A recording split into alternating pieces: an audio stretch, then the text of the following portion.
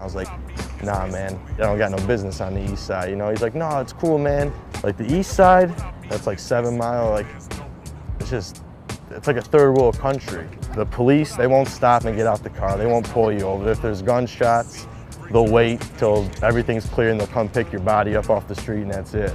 He's like, please, man, please. I'm like, no. So like a week goes by, you know, I'm still telling him no, like, because I had a feeling like, don't go down there. Kept asking me, I'll give you 30 bucks for gas, all this shit.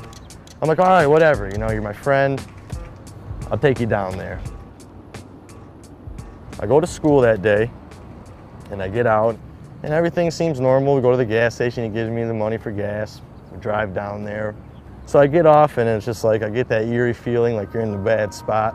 When it's like broad daylight out, beautiful day like today. And we're driving and he's telling me where to go and we pull out on the street. And you know, there's people outside and he's like, all right, that's the house right there. So he's like, you know, pull around back in the back. Like when I turned the corner to go right, like I seen it was like caution, like do not enter and all this shit, but I still, you know, because I knew him for so long, I just thought, you know, it's the D, it's, you know, whatever. There was a fence, like a grass area, my vehicle, and then houses right there. So it was like, nah, I wasn't in the middle of nowhere or anything.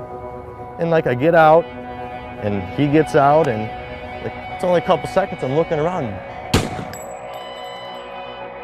My ears are ringing, I'm like, man, that was close. And I kind of just glanced down and my arm's just hanging off like a zombie. And I'm just looking at it, I'm like, yeah, this is, you know, yeah, it's not real. And I kind of shake it off and look again and it's just hanging off my arm. And I'm like, okay, then it kicks in, like blood, like flowing, like an animal. And then I look up and this kid's just holding a shotgun, like 10 feet away from me, just holding it right at me.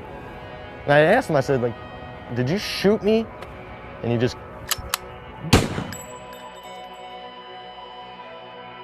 blew a hole in my chest like this big. So after that, I just dropped to my knees. I lost all my air, I couldn't see.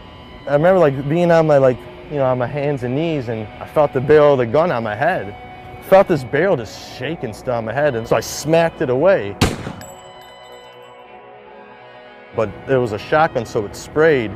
So it still like hit me in the head really good, but it didn't blow my head off like a watermelon just to pieces. So after that, I got a little sight and I was like, okay, I'm still moving. Like, I don't know what's going on with my head, but I know I'm alive. And I remember I looked up and he was just staring at me and he took the butt of the gun and like smashed me in the face with it.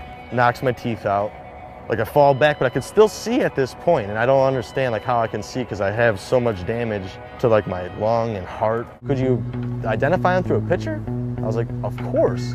Pull out a picture of the kid. I said, that's him right there.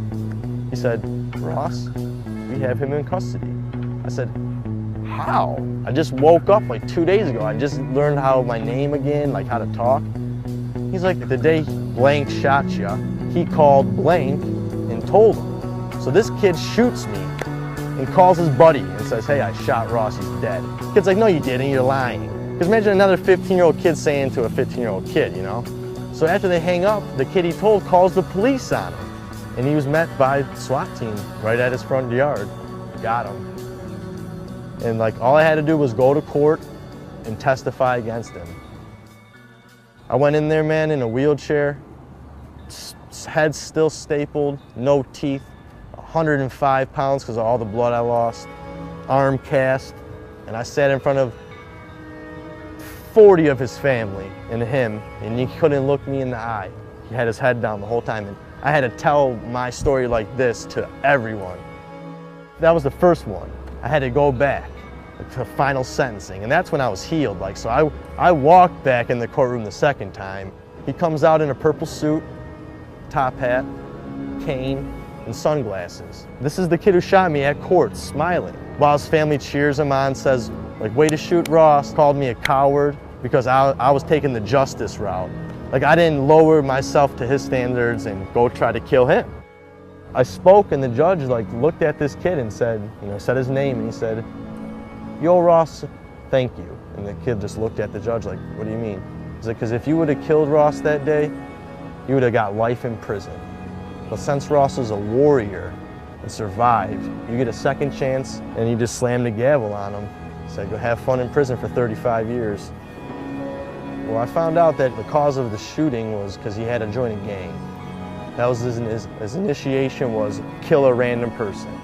He had to pick someone, so he just thought I would be the guy to pick.